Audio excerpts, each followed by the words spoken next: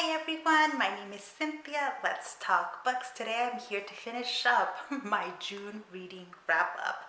I actually filmed the first part to my June wrap up and I will link that down below for anybody that missed it. But I usually read a lot during the summer, especially in June. And this time I read a little bit less. I thought I was going to read a lot, that's why I did a part one, but then I moved in the middle of June. Is it the middle of June or was it the end of June? Regardless, I moved, and that at first didn't slow down my reading. Like as I was packing everything up, I was still reading a lot. It was the actual moving and then unpacking that this time around took a lot out of me. It just did.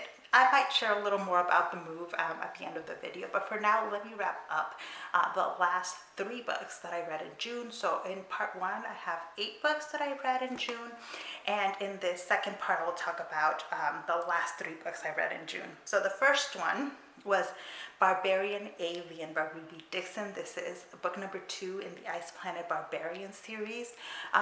People are rediscovering and discovering Ice Planet Barbarians for the first time on TikTok. It is a sci-fi romance with blue aliens in a cold planet where a group of female humans were kidnapped from Earth, dropped off on this uninhabitable or practically uninhabitable planet, and are now being rescued by these aliens.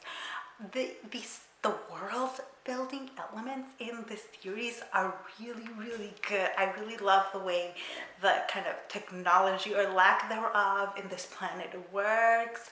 I'm really enjoying the way the aliens function. They basically do a kind of like imprinting on their mates, and once they do that, then they mate for life, and that takes the humans by surprise. I mean, it would be. And in this second book, we follow one of the humans who is very against all of this. She's like, you're not imprinting on me, buddy. And so, of course, an alien imprints on her. And then because he's so cautious and afraid and all these other reasons, he basically kidnaps her. So some of the consent things at the beginning are a little bit nebulous, but I love enough of the world to continue reading in the Ice Planet Barbarians series. So I will keep reading and keep coming back to report on how that's going. The next book that I finished in June was Pet by Akwaeke Dixon. I read this with my friend who lives in South Korea, and I think I really loved it more than she did. I think she probably appreciated it, but I loved it. I've seen this book kind of marketed as young adult, but it really has a middle grade tone, and I think that's what makes this book really good. That is great for those younger readers. It still deals with really heavy topics. It's never explicitly stated, but it is very clear that you're dealing with abuse of children. I will put content warnings down in the comment sections for anybody that's interested. But the premise of the story is that you have this young girl who believes that all the monsters in her town have been eradicated. Basically, there's been this big social push to get rid of monsters in this world, and so all the bad things have gone away, except she brings one of her mom's paintings to life, and her mom's painting tells her that it is here in her world to hunt a monster that is within really close proximity and is endangering somebody she really loves. That whole premise is it's really wonderful. It is so subtly, beautifully handled by Messi. I have really been loving everything I read from Messi. This one is rather simple, and it's in that simplicity that I think the book really shines, and why it'll be perfect for younger readers, especially I think like in that middle grade age. So yeah, I just really enjoyed this book, and it's a short one, so it's a very quick read as well. And then, is this the last book I read in June? Yeah. And then the last book that I read in June, we have The 7.5 Deaths of Evelyn Hardcastle. So this book I read from my book club, and I So I've had it on my shelf for a while because ever since I heard the premise in this first book, ever since this book came out, the premise really grabbed. The idea is that you're basically in a mansion. There's been a murder that is happening, and the main character wakes up every day reliving the same 24 hours, but in a new person's body. And the goal is to figure out who done it. There's also a bit of a sci-fi twist, and I just really like it. If you're into mysteries, this is really good. I gave it a like 4.5 out of 5 stars.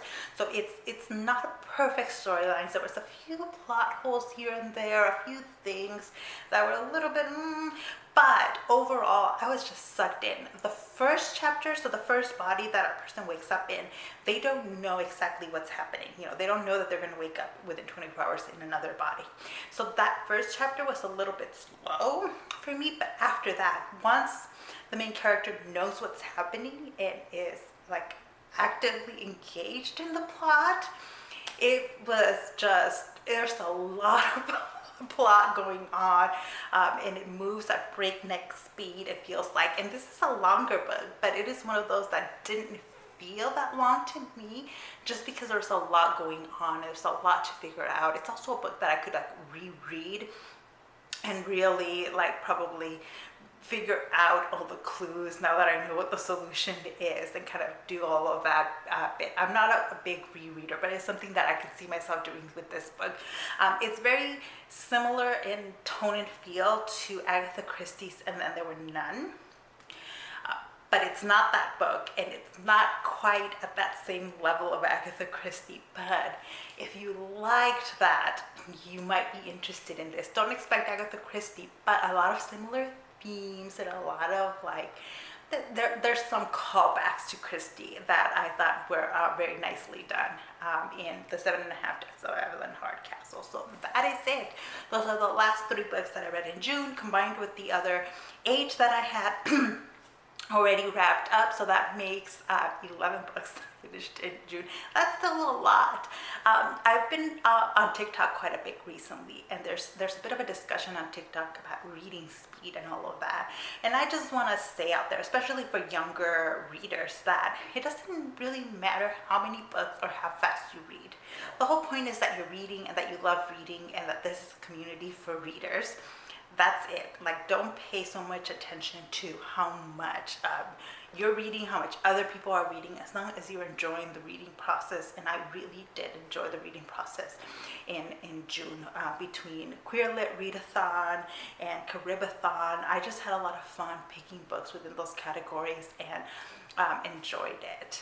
So if you were just here for the wrap up, thank you for watching, and I'll see you in the next one. If you'd like to hear a little bit more about my move, let's see, what do I want to share? But first of all, one of the first things that I unpacked was the bookshelves and the books. I'm still going to do a little bit of reorganizing in this one, especially because I wasn't sure quite what was going to show up on camera. So not everything's exactly the way I want it, but it's pretty much like the generalities of how I'm organizing my books are all up. I still have a ton of boxes. I'm looking to that corner because I have a ton of boxes that need to be recycled. I have a lot of wrapping paper and other things that need to be thrown out, and that always just it's a process, because like the trash can's not big enough, the recycle can's not big enough for all of it. So we'll see how long it takes me to really clear out all of that. I have kind of unpacked and settled in. There's one box I have left over there. But it's like decorative pillows, so they don't need to be out right now. I have a nice loft that is basically going to be my like reading area, and I'm hoping to share a little bit more of that as it comes together. This is a bigger space that we're in now, so we've got to fill it in with more things. I'm making sure to leave room for additional bookcases if needed. But yeah, I just wanted to give you that quick update. I'm settling in, things are going really well, and thanks to all of you who have been keeping up with that and have been asking how it's going. So thank you so much for watching this video, and I'll see you in the next one. Bye.